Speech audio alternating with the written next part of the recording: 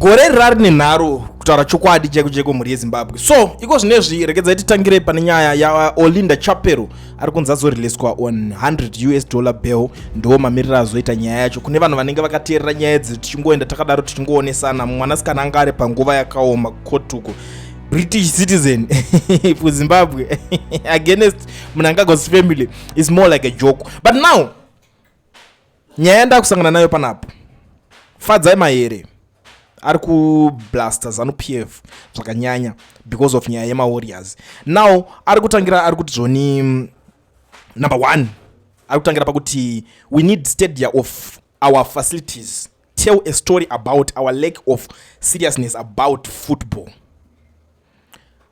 Zim is exciting new talent, the Tawandas, Jonah, Musendami and many others. They must be allowed to play together. 3. The branding of warriors needs to improve. 4. The internal fights must stop. Morale was visibly low. 5. Don't leave out excellent players. Why shoot ourselves in the foot?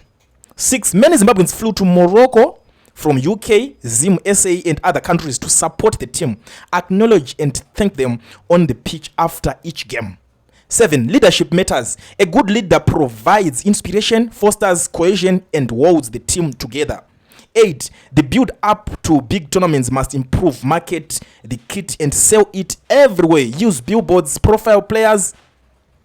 9. Make better use of social media to build hype.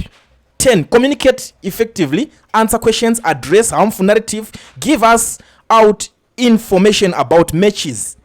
Don't be partisan, use the game to unify, not divide. Do not conflate any club with the national team. Pay attention to optics. Represent Zimbabwe on the internal stage is the highest honor. Take every assignment seriously. Avoid silly mistakes. Don't celebrate with opponents after a loss. It's a slap in the face to your fans. Public confidence in the team has been eroded over the years. Be intentional about rebuilding it. Use talented creatives in the marketing. The music, graphics and styling of outfit should be the best display of Zim excellence. Take feedback on board, consult widely and secure buy-in. Success is not accidental. Prepare obsessively. We can't always be coming last. It's a blow to supporters and harmful to our national pride. Stop the excuses and deliver. Almost doesn't count, nor does potential. There are countries at war that were winning matches. Understand that with each game, everyone's national pride is a stake. Chimboita is no Fadza. We love the warriors, but we need them to love us back. That is advocate Fadzayi Mahere vachitaura zvinhu zvakawanda pamusoro pechinhu ichi chemawarriors.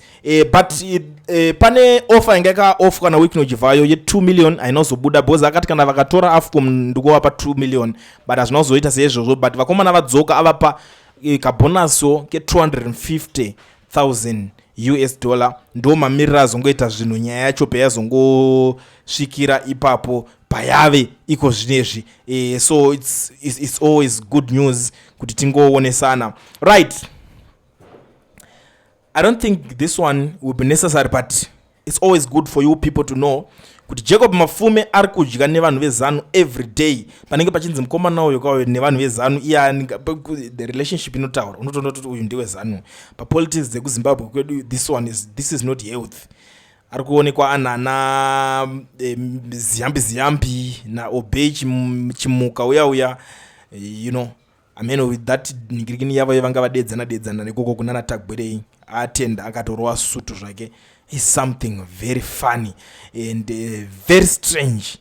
Hatizozivi kuti ikokoko zvopera sei, zvopera mushere, but it's something that is happening in Zimbabwe right now. Ndo zvavatora komana vacho vakatosangana vatolinga vatomixana ikokoko.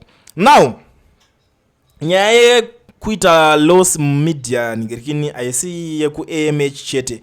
Zim Papers iri kuchema futi kuti iri kunzi zvoni pa first 6 months of the year yakaluza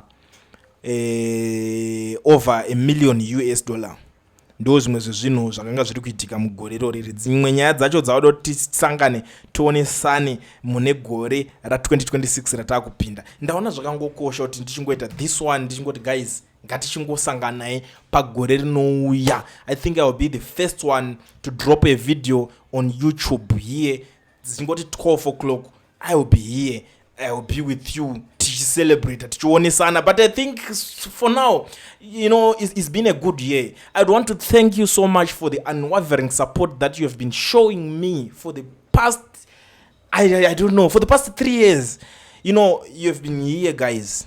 Takaita zvese tikadidi ndichanyatsouya handinyatsogona kutendai zvakakwana guys negore ra2025. It was a tough year to be very honest, but aiwa makamira nesu hapana yakanyanya stereke kuti munoningirikena, but muri vanhu vekuti every time muchidzoka muchida kunzwa kuti what exactly is going on. Saka pari kuita sometimes tinobhaizirana tinotoyakana nenyaya dzimwe dzekuti dzinotokubohwai dzimwe ngoti kutaurireyi uchidai so, but mangwana munongoonekwa muchidzoka muchiti okay tese tiri vanhu tinokanganisa. What is happening in Zimbabwe again? Mauda kunzwa exactly zvine zvichiitika, and takagara tisinga disappointed, tine tichingotaura nyaya dzese kusvika tajairana kuti okay uyu anongotaura nyaya dzese dziri kuitika hasi kutombosefa nyaya, which is good kune vazhinji. Vamwe vanenge vasinga understand, vanenge kugara zvakasiyana. That will be the topic for another day, but for now ndiri kuti chigadzirirai tisangane mugore ra2026 guys. Musaite zvinhu zvekuti mushote. Handisida kuti vanhu vashote panapa, ndinoda kushoterwa nevanhu panapa. Muri kuona kuti pa 115,000 of you panapa who are following Kulian, I don't want kuti pashote kana 1. Ndiri kuda imese kuti pari kuuya vamwe vanenge vachizoningirikana munenge makungonakidzwa tichingoita zvese tichizivisana zvezvichiitika. Ndo zvinhu zvandiri kungoda chete inini. Saka ngatimirirane mugore ratiri kupinda iroriri. Kulian TV, Team VAT. Asi vanhu vachishamsika, Kulian TV haichatsika. Saka subscribe wozolaika, nechawana zvisapana chichazosha. Everybody say Kulian, yeah. Information is brilliant, yeah. Everybody say Kulian.